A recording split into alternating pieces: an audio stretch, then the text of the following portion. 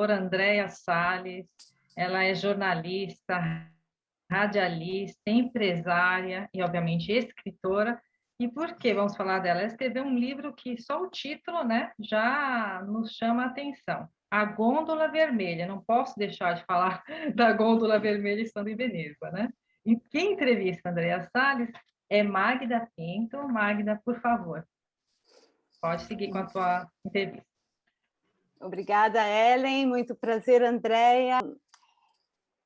Sou também apaixonada por Veneza, penso que todas nós aqui, é a nossa cidade própria do coração.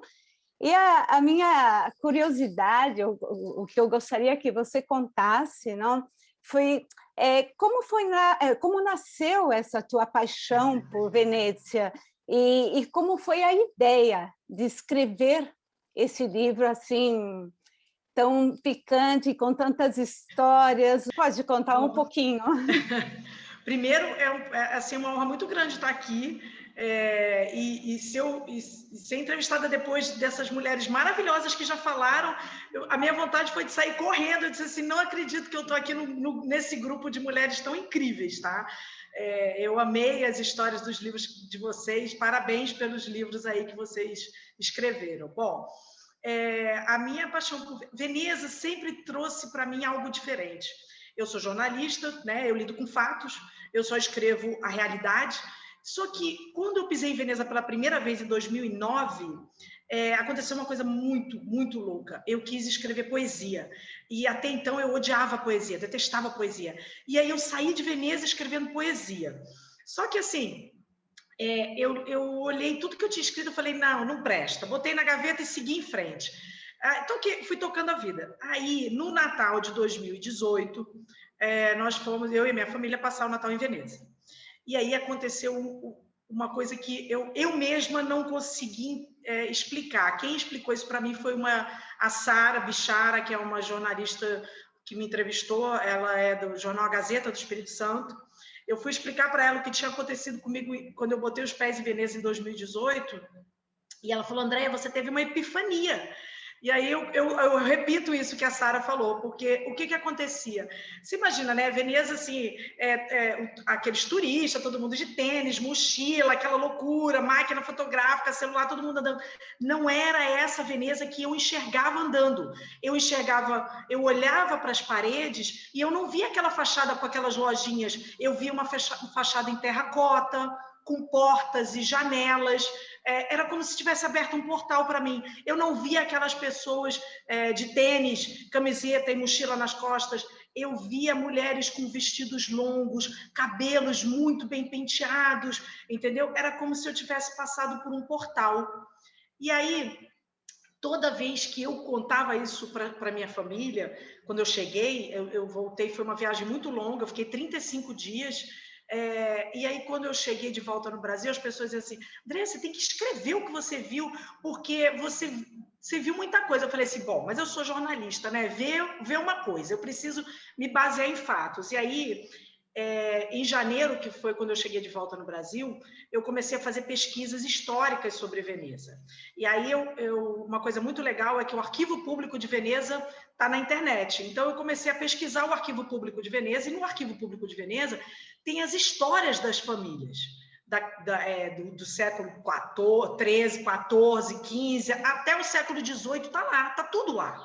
Não, mentira. Na verdade, a partir de 1500 é que fica muito legal. Antes era uma coisa muito, assim, incipiente, mas depois de 1500 o arquivo histórico é muito, muito completo. Eu comecei a pesquisar, e eu falei, bom, eu preciso começar em algum momento, né, a minha história. E a Ponte Rialto me chamou muito a atenção. Então, eu começo a história da Ponte Rialto, por quê? Porque até 1591 a ponte era de madeira. E aí toda hora caía, pegava fogo, era uma confusão danada, porque a ponte era daquelas que abria para a galera passar embaixo, depois fechava, imagina, né? Aí tinha a regata de Veneza, aí enchia aquilo ali de gente, aí a ponte caía, entendeu? Então, em 1589, decidiram fazer a ponte em pedra. E eu falei, pronto, começa a minha história aí. Eu quero começar na Ponte Rialto, porque eu, nessa ida do Natal de 2018, eu fiquei hospedada ali, em Canarédio, bem pertinho da Ponte Rialto, e foi muito impactante, porque todo dia eu ia lá, todo dia eu passava por lá. Eu falei, pronto, minha história vai começar daqui. E aí, a partir daí, para escrever o Gôndola, que é o primeiro livro da trilogia, que é esse aqui, ó, tá vendo? É o primeiro livro. O Gôndola, para escrever ele, me bastou o Arquivo Público de Veneza. Para dar continuidade à trilogia, porque quando eu acabei o Gôndola, o meu marido, que é minha grande inspiração, eu chamo ele de meu gondoleiro. Ele é o meu gondoleiro. A minha dedicatória, inclusive, é para ele, do primeiro e do segundo livro, a dedicatória é para ele. E aí, quando meu marido terminou de ler o Gôndola, ele virou para mim e falou assim, Andréia, não dá para parar aqui. Não dá para parar aqui. Eu não posso dar spoiler, né? Mas o fim do Gôndola é muito dolorido, impactante. E aí ele falou, Andréia, não é você parar aqui. Você precisa fazer a continuação. Aí eu olhei para cima e falei, não acredito, eu vou ter que continuar. E aí eu continuei a escrever, e aí eu escrevi o segundo, que é o Herança, né? A continuação. O Herança, ele é um livro mais leve e ele tem mais história, né? Ele é mais histórico. Só que aí o que acontece? Eu precisava ir além, e aí eu tive que estudar italiano. Comecei a estudar italiano porque não era mais possível fazer as minhas pesquisas em português. Então, dei continuidade aí comecei a estudar italiano loucamente. Tem um ano que eu estou assim, batalhando no italiano, é uma luta, né? Não é fácil, não é fácil.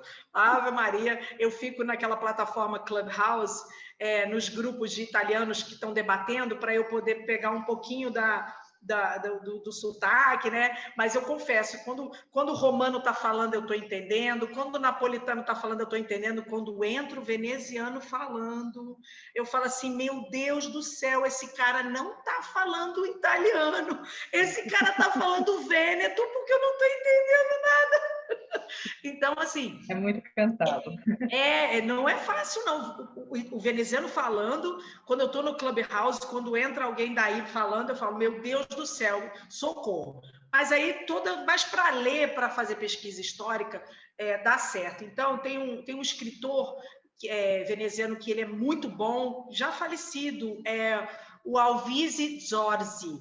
Esse cara, ele interpreta, porque o que aconteceu? Eu achei muito nos arquivos públicos de Veneza, eu achei muita coisa de um senador que viveu em 1466 e que ele conta muito da vida cotidiana de Veneza na época e que me ajudou muito, que é o Marino Sanudo. Só que o Sanudo escreve em vêneto.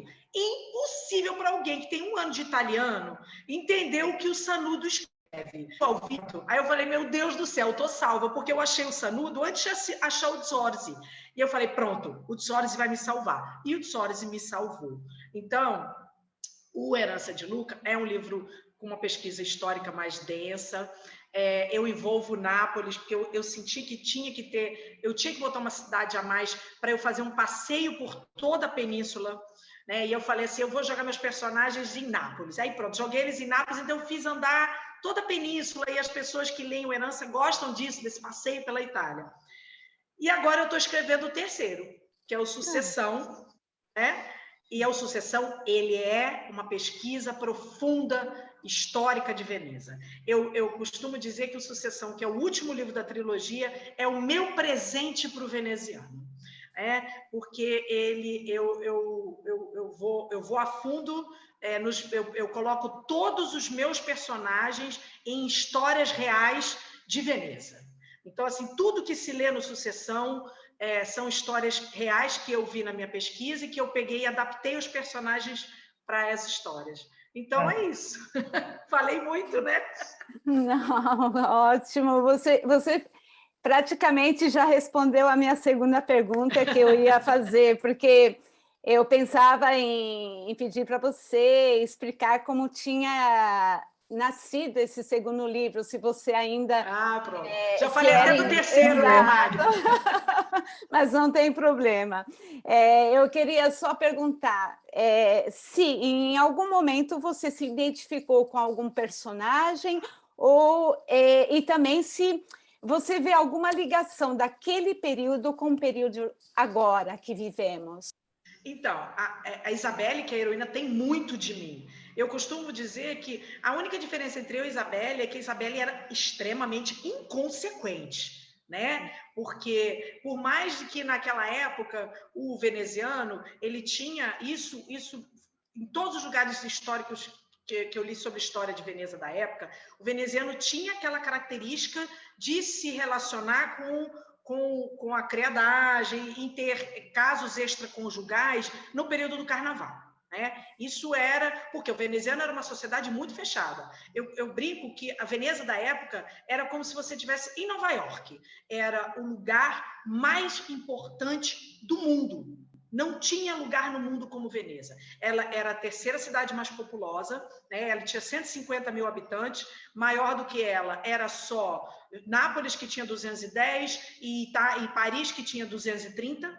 Então, assim, e era o ponto de comércio do mundo. Né? Então, era como se você estivesse hoje morando em Nova York, você viver em Veneza naquela época. Então, o que acontece? Existia muito essa coisa dos casos extraconjugais durante o carnaval. Existia uma lei em Veneza, isso era muito louco. Eu sempre falo isso, que se uma mulher fosse pega em adultério com um homem que estivesse usando máscara de carnaval, ela não era condenada, porque ela podia achar que estava com o marido. Olha só, gente, me explica uma coisa dessa? Não tem nenhuma condição, né, gente? Adoro. Moderno. Eu fico... Muito modernos. Pois é, e eu brinco que é o seguinte, quem fazia essas leis era o Conselho Maior, e o Conselho Maior só tinha homem, nunca teve uma mulher no Conselho Maior, mas eu dizia assim, tinha alguma mulher no ouvido de alguém que aprovou essa lei, porque a grande... Veneza daquela época era um reflexo da democracia que a gente tem hoje, tudo era votado. Tudo era decidido num grupo que começava com 2.000 pessoas, que depois passava para um grupo menor e que no final eram 40 pessoas que decidiam. Mas assim, tudo era afunilado, baseado em votação. Então, a democracia que a gente vê hoje, a mais completa que eu digo, eu tenho certeza que... É porque eu nunca fiz essa pesquisa, tá? Essa pesquisa política, mas eu tenho certeza que era baseada no que o Conselho Maior fazia naquela ocasião.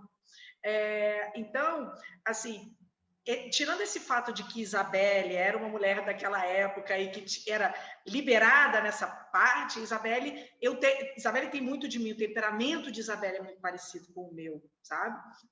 E eu brinco também que o meu gondoleiro, Giovanni, que é o personagem que se relaciona com a Isabelle, que é o gondoleiro da família, tem muito do meu marido nele, sabe? É uma pessoa muito doce, é uma pessoa muito guerreira, obstinado. Então, assim, esses dois personagens são, sim, muito, muito, muito baseados em mim e no meu gondoleiro daqui de casa.